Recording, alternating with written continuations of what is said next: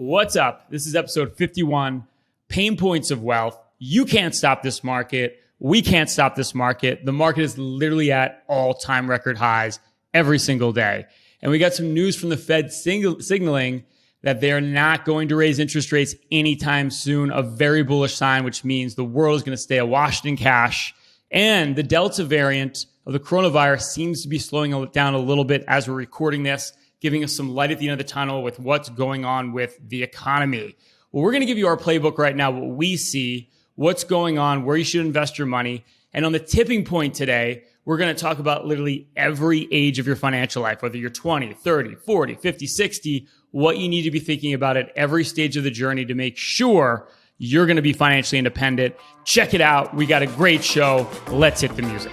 Welcome to the Payne Points of Wealth, the podcast that addresses the pain points that come with creating, growing, and sustaining your wealth, giving you a multi-generational perspective from three Paynes in a pod. Bob Payne, the boomer, Chris Payne, the millennial, and Ryan Payne, the generation somewhere in between. Hey guys, you're not kidding. Record highs. How about the S&P? 4,500.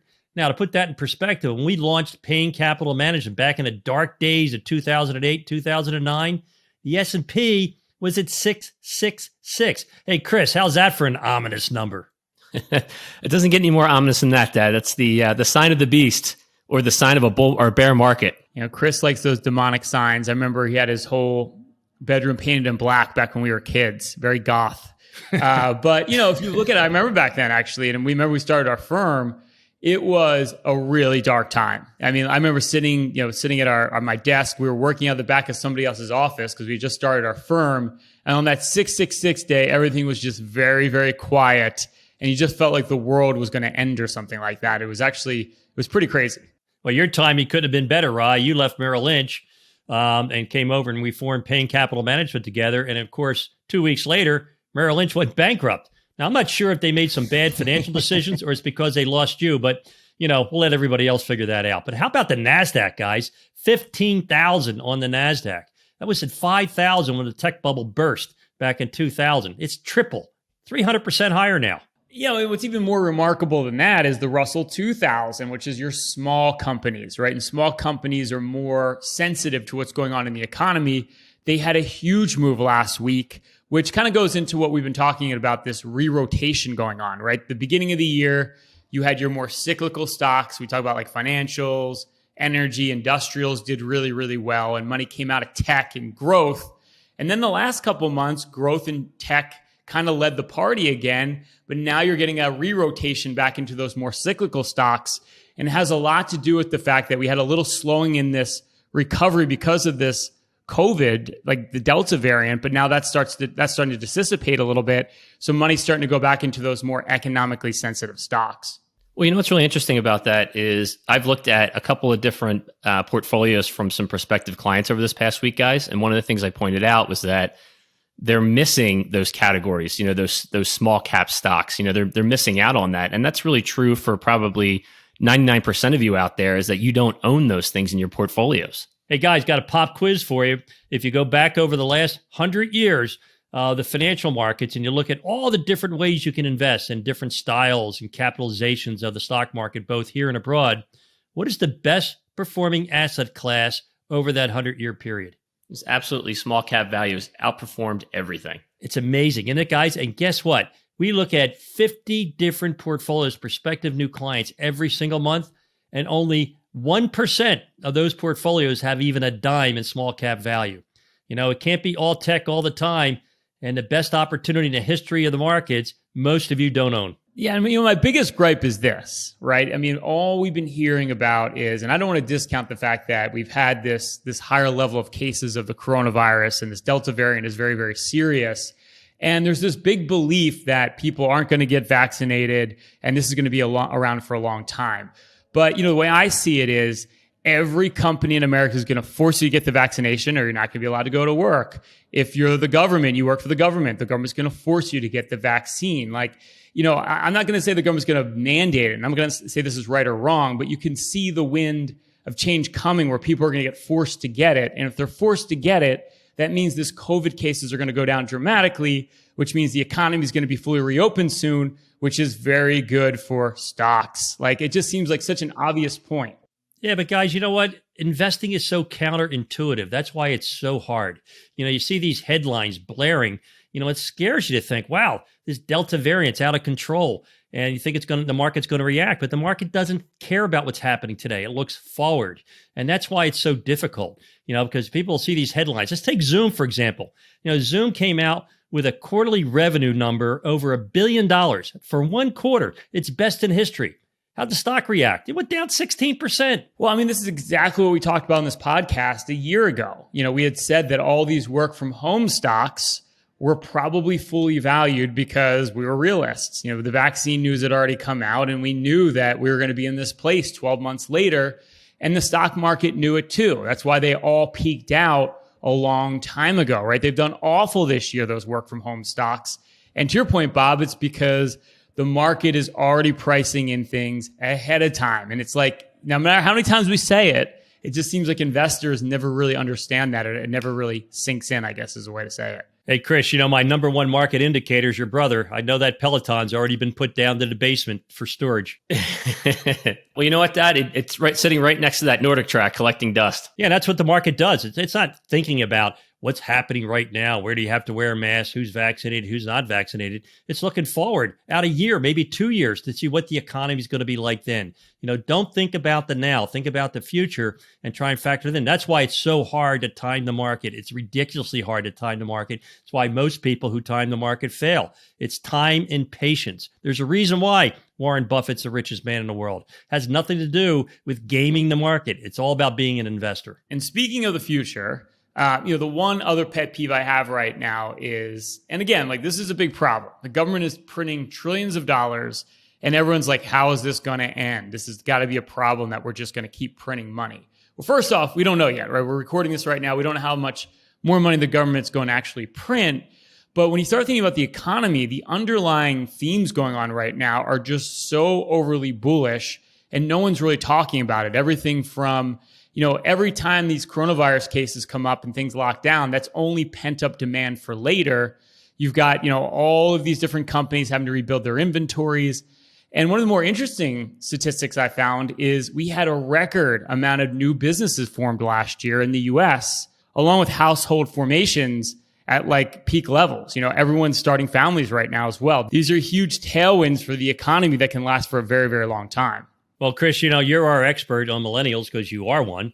And that's what's happening. It's like nobody realizes that the millennial generation is bigger than the baby boom generation, and they're all buying homes. They're all making a lot of money in their careers. And when you buy a home, all of a sudden you need new furniture, you need new appliances, you need new everything. And then along come the babies. And there's lots of money being spent in the economy. The market's already anticipating that. Well, you know what, Dad? I was talking to one of my buddies. He's also a client, and they just bought a new house. And he said that they're having trouble getting appliances in their kitchen. They can't get a dishwasher. And then I talked to another friend of mine who is trying to buy a new car, and he said that they decided against it because not only can't they get a car, but the dealership wants them to pay MSRP because everybody else is doing that right now. That's incredible. Yeah, pay full retail. Oh my God, that'll never happen in this household. Actually, I don't believe that. Right. I think the last time Dad bought a new car, I think he called every single dealership in the continental United States. We did call him Retail Bob as kids. We would go in somewhere. He's like, I have to have. No one gets sold more than the greatest salesman of all time, Bob Payne. A good salesman can sell Bob anything. Hey, those guys have to. Hey, guys, salespeople have to make a living too. I'm just a very kind-hearted, big-hearted person. Bob always had the most high-end technological advances in stereo equipment. And, the salesman would brighten up when Bob would come in because they knew they were going to sell him the best stuff out there. So we had CDs for anyone, just saying, as kids. And those are compact discs for those of you who are not in the know. What I'm impressed with is consumer. It's like almost like a big lesson was learned in the last couple of years. Now consumers are flush, household wealth is the highest it's ever been, and debt's down to one of the lowest in years. It's against the narrative that you're hearing out there. People don't realize since we had the great financial crisis, Americans became way more conservative with their debt. And, a lot of the stimulus checks that we saw a lot of the Americans get last year. And when they couldn't spend money, they paid down debt in droves. So you've got a fiscally responsible American consumer, which is like unheard of. They got like something like $2.5 trillion in excess savings since the pandemic started. Thanks to Uncle Sam for printing so much money. But it's not like they're just spending it like drunken sailors. So these are like really good long-term tailwinds, again, to use that same term, for the outlook for the economy, not just for the next couple months, but the next couple years. Yeah, I mean, right, to your point about people saving, I mean, I see that with our own clients. Right now I've got a couple of clients that for the last like 3-4 years, I've really hammered on them about getting some more cash put away. And they both worked through the pandemic and they're spending about half as much as they spent before. And they're really finally starting to get track on savings. So, I mean, that statistic is absolutely true. Yeah, so what I'm hearing, guys, is the stock market is kind of like a duck, right? It's real calm on the surface, but it's paddling very ferociously under the surface, because there is volatility. Oil dropped 15% from August 1st and then rallied 12%. All right, small cap stocks were down 9%, almost a correction, and now they're back pressing on new highs. So the key is, don't game the market. Don't try and time the market. You can't predict these things over a 2-week, 3-week, couple of day period. The key is be diversified across those different asset classes. Have patience, create wealth, think like Warren Buffett. Hey, I hope you're enjoying episode 51, Payne Points of Wealth. We've had the podcast going for a year. Thank you for your support. If you like our podcast, love our podcast, please give us a like. Put a comment if you're seeing this on iTunes. Give us that 5-star rating. Share it with a friend. And if you're watching this on YouTube, click the like button. You can subscribe to our channel. If you click that little notification bell, you can be updated when our new Payne Points of Wealth comes out every week. Thanks for the love. And again, it helps us create more content the more love you give us. Okay, gentlemen, this is the tipping point where we pinpoint the pain point, P-A-Y-N-E, having the biggest impact on your wealth right now. So Bob and Chris, as we often discuss, financial planning is a journey, not a destination. With the 2,000 or so families that we manage here at our firm, Payne Capital Management, we found that each age that you happen to be in represents an important landmark as it relates to your financial independence. So I thought we could just talk about when you're in your 20s, 30s, 40s, 50s, 60s, and beyond, what you should be thinking about at those different stages of your financial journey. Well, guys, when you're in your 20s, that's the hardest time to invest because you're trying to buy a car, you're trying to buy a house or rent an apartment, you're just starting out in your career. But it's the best time to get into the habit of automating your savings. Biggest problem is when you're 20, you never think you're going to be 70. Well, I remember when I just got out of college and my first job, and I think, Dad, you called me every single day the first month that I was employed to get signed up for the 401k. Chris, it's not just the 401k. It's also now you have health savings accounts. If you have children, it's 529 plans. These are all great ways to grow money, either tax-free, tax-deferred, to get the government's money working for you, as opposed to just sending the money related to the IRS, hoping someday that you'll get it paid back in benefits. It's just a great time to be a saver. Well, I think it's like keep it simple in your 20s too. First off, pay off that debt if you have student loans, any sort of like high credit card debt, like get rid of it ASAP. That's number one. But I do like that idea of automating, right? Maybe it's $100, $50 a month, just something that's going away for you. And I think the big mistake, and Chris, you talked about this on the show last week, where you're talking to some dude up in Newport, Rhode Island that said like, hey, I'm not working right now. I'm just trading stocks. Well, that's probably going to end bad. I know I'm going to go on a limb and say that's probably going to end bad, but owning some low cost, boring, diversified indexes that you just automate into and you don't think about, like that's probably the best thing you can do in your 20s. Bob, you were just talking about in the first segment today, the S&P 500 was at 666 over a decade ago. Now it's at 4,500. You didn't have to be that smart. You didn't have to go out and speculate on stocks and make that kind of money. So I think really making it simple for yourself in your 20s, get the savings down, buy some boring diversified indexes. You're going to be really happy once you hit your 30s. And, just to be clear about that, when you're talking about automating your savings, that's not just about putting money into cash. And Ryan, you did say this, but it's really about supercharging your savings, making sure that money gets automatically invested into those low cost indexes. Because think about it, when you're in your 20s, you're probably going to have the lowest expenses of your entire life. So you should be able to save as much as possible at that point. And don't forget, small cap value is the best performing asset class in history. If you're in your 20s, maybe you should put it all right there. Put it all in red. So how about your 30s? Your 30s, typically at that point, you start to create a little more wealth. You're starting to be a little further along in your career. The money starts to get bigger and the decisions you have to make get probably a little more serious. Well, first of all, you got to make sure that you have a plan, right? When you're 30, you're well on your way. You're on your path, as my sister likes to say. So you really want to have a plan for not just your creation of wealth, but also preservation of wealth and your estate plan. You want to have a will when you're in your 30s. Well, guys, I was talking to a client of mine recently. He's 35 years old, just got married. They had their first kid. They bought a house. They basically did everything at once. And one of the things that I observed just going through their financial plan is that they didn't have a will or an estate plan. And their first comment to me was like, well, why do I need that now? I mean, this is for stuff that's way off in the future. But the reality is it's not really about you. It's about your heirs and making it easier for them, when it comes time that you walk off God's green earth. Yeah, because you start having a family in your 30s now, like you have to really think about what happens to your estate if maybe you and your spouse get in an accident or something. I mean, there's a lot of things that can happen. The other thing to think about too is you need more life insurance when you're younger. No matter what those insurance salesmen tell you, if you have young kids, you have a mortgage and you got to pay for education. That's when you want to have a couple $1,000,000 of insurance. And that's why a term insurance policy makes more sense. A lot of these insurance policies, they get bigger as you get older. But if you're saving and you're growing your wealth and then eventually your kids are educated, your mortgage is gone, you don't need insurance when you're older. You need it when you're younger. And that's not how it gets pitched. But it's an important time to have a lot of insurance and do it as cheaply as possible. And that's renting the insurance with like a term policy.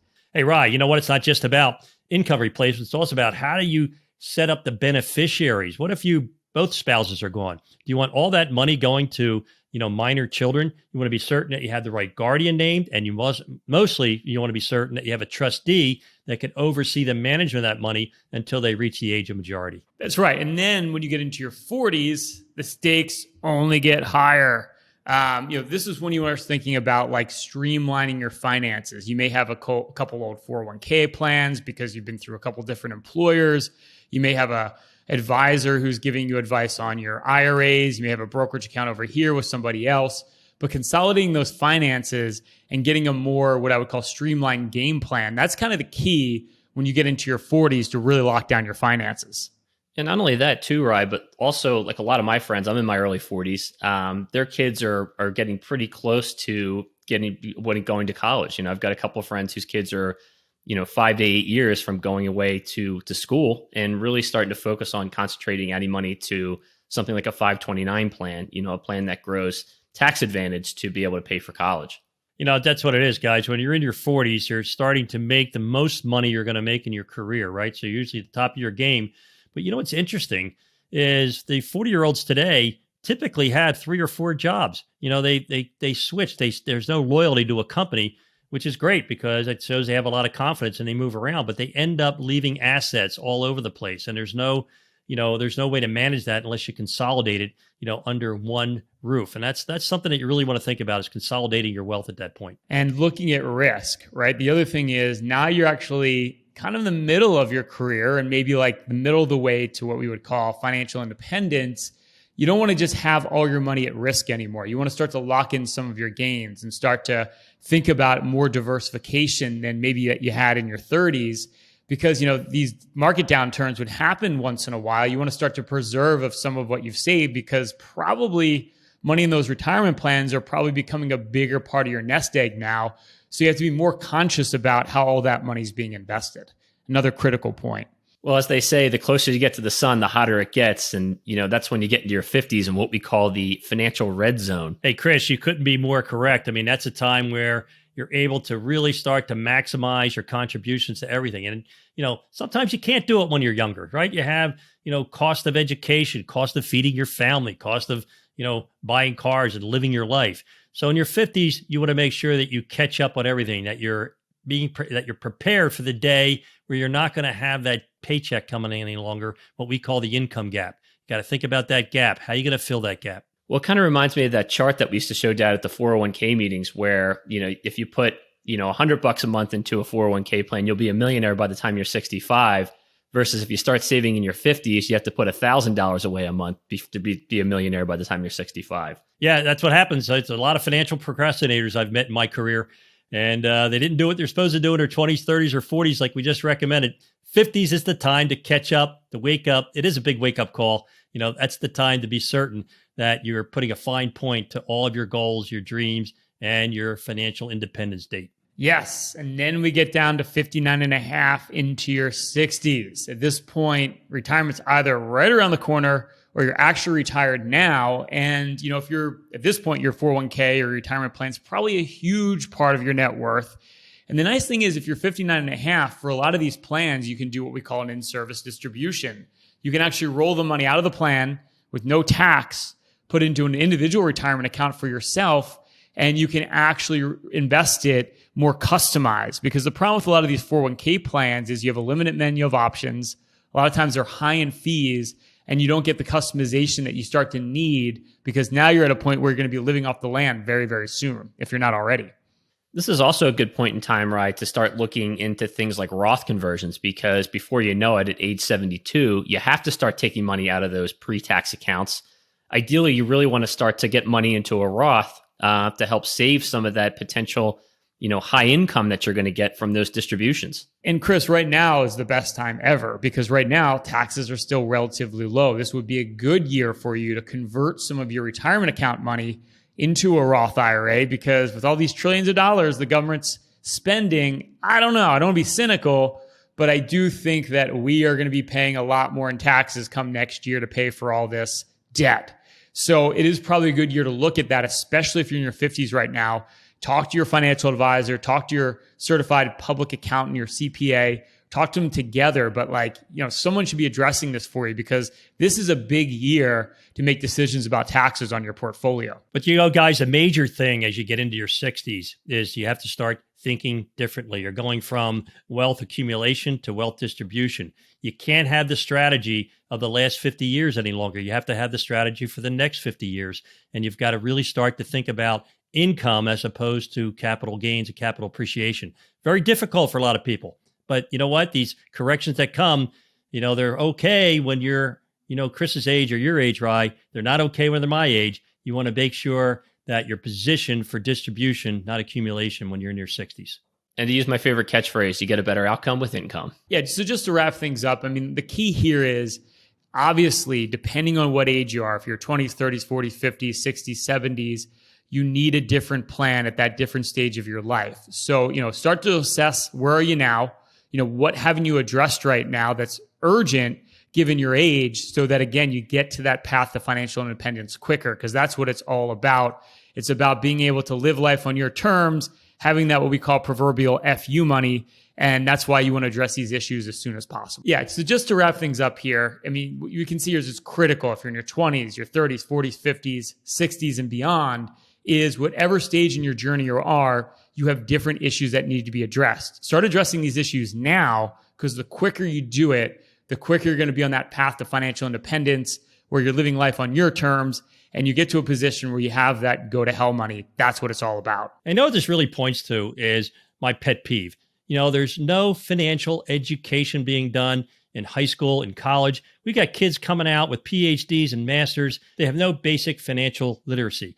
That's something that I've always wanted to work on.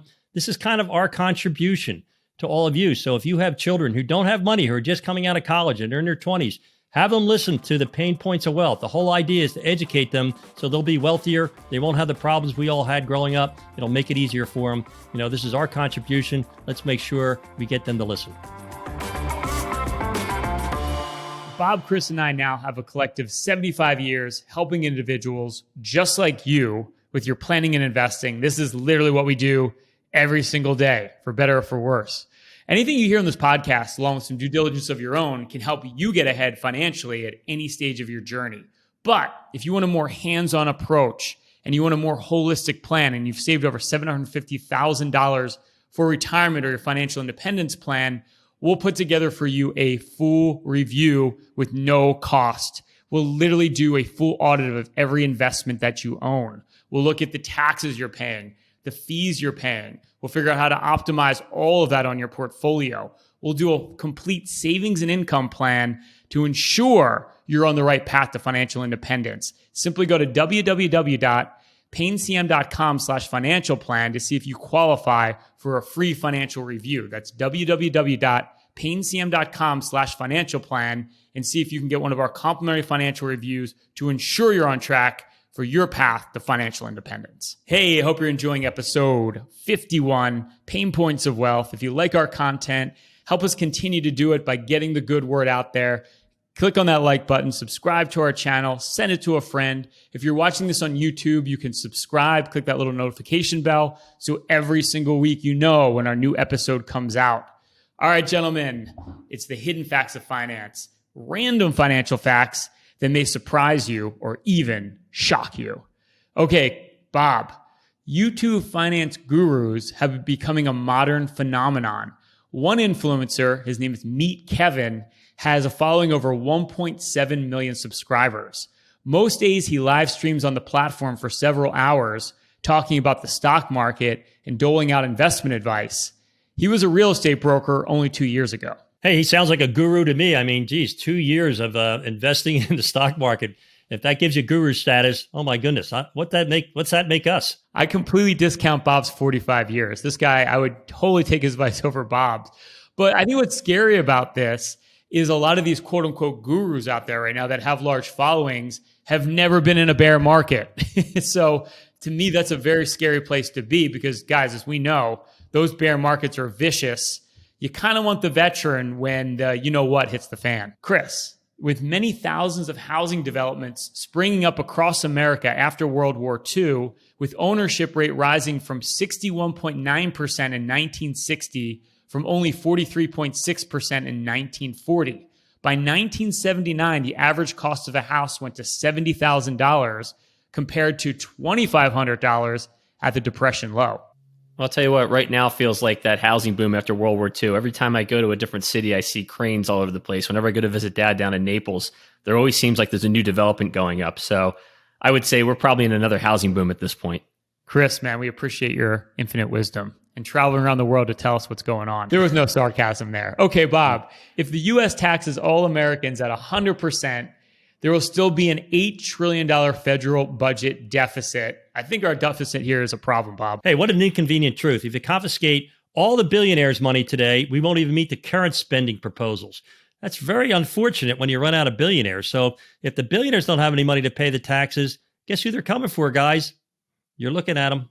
Taxes are going higher. So do your tax planning this year. Don't wait. Okay, Chris. Dude, you're getting Adele. Before the pandemic, the average American household had barely more than one computer, which didn't cut it for the typical family of four.